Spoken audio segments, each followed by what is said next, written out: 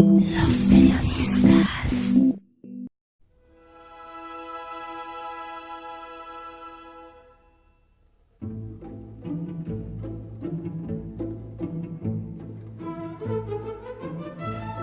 ¿Quién no ha escuchado la frase crece como hierba mala, completada con otra especialmente usada entre los jardineros? Hierba mala nunca muere. Pues tales comparaciones derivan, comentaba el aventurero a los jóvenes aquella mañana, ni más ni menos a la conocida verdolaga, esa hortaliza consumida en varios países, incluyendo México, y teóricamente relacionada a los niveles económicos donde la abundancia no es característica recurrente. Muchos sitúan a la verdolaga como una hierba de uso comestible exclusivo de México, nada más falso. Esta hortaliza, clasificada bajo el nombre de Portulaca oleracea, está registrada desde hace civilizaciones anteriores a la era cristiana y su empleo no solo ha sido como alimento, también como ingrediente medicinal. Los jóvenes expresaron su asombro, pues incluso algunos de ellos ni siquiera sabían de la existencia de la verdolaga, menos aún otros la habían visto físicamente en los mercados. Y por supuesto, ninguno la ha visto jamás en cultivo o en el campo donde crece como hierba de temporal. Y recordó el aventurero otra frase antigua: no te extiendas, verdolaga, que la huerta no es tan grande ni el hortelano tan rico. Se refiere a la capacidad de reproducción de la verdolaga en terreno abierto donde es capaz de impedir el crecimiento de otros cultivos. De ahí, muchos la consideraron en una época casi como una plaga. Enviaban a cortarla y la regalaban o la daban de alimento a los animales. De entonces le viene la mala fama de ser usada solo como alimento de pobres. Los egipcios cultivaron junto a la verdolaga el apio con fines alimenticios. En la isla de Samos existen testimonios de su uso 700 años antes de Cristo en el santuario llamado Ereo. Teofrasto las menciona bajo el nombre de andracne, como las hierbas de verano que se deben cosechar en abril.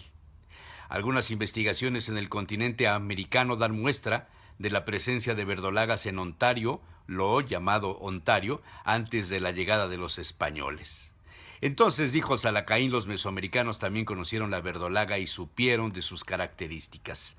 Le llamaron itzmiquilitl y la cocinaban en agua con tequesquite para ablandarla, pues era de difícil digestión, y a veces le agregaban una pizca de cal.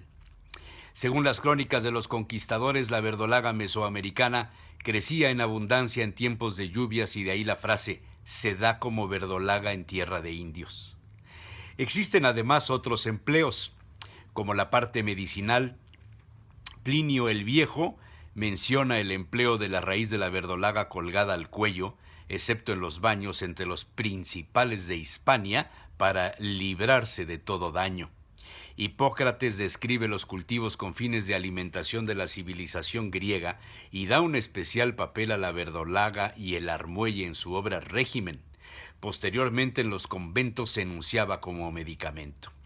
Los frailes capuchinos catalanes dejaron testimonio de su empleo. La verdolaga es planta hortense y se usa como verdura. Es un verdadero veneno para la lombriz solitaria que tiene su asiento en los intestinos del hombre. Cómase la verdolaga en ensalada verde o seca, cruda o cocida.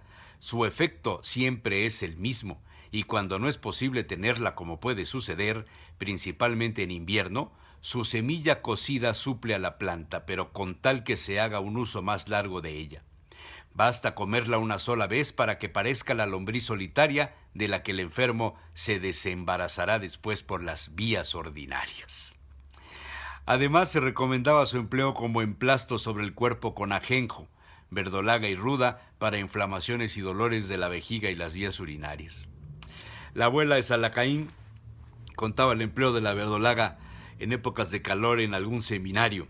Según le habían dicho a ella, las hojas les eran dadas a los seminaristas en forma de ensalada, pues decían en aquellas épocas eran refrigerantes y servían a los jóvenes de temperamento bilioso o caliente, y cuando no las había frescas se consumían curtidas en vinagre y sal como si fueran chiles.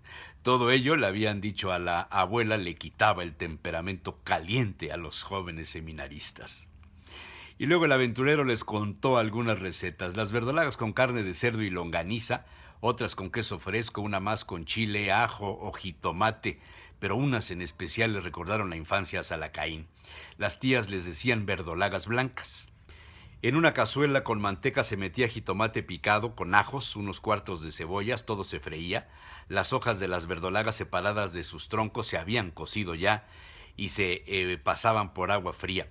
Y una vez escurridas se agregaban al recaudo de la cazuela para freírse. Después se agregaba el caldo de la carne donde se había cocido el cerdo, unos chiles verdes enteros, migajón de pan y se sazonaba todo. El guiso de la verdolaga quedaba caldoso, bueno para quitar el frío. Por desgracia, los seminaristas nunca las comieron así. Algunos de los jóvenes se burlaron de la comparación y entendieron el doble sentido de la charla. Salacaín les mostró entonces un manojo de verdolagas, tomó un par de hojas y se las metió a la boca. Las masticó y le dijo al grupo: también sirven para quitar la sensibilidad de los dientes y fortalecer las encías. Los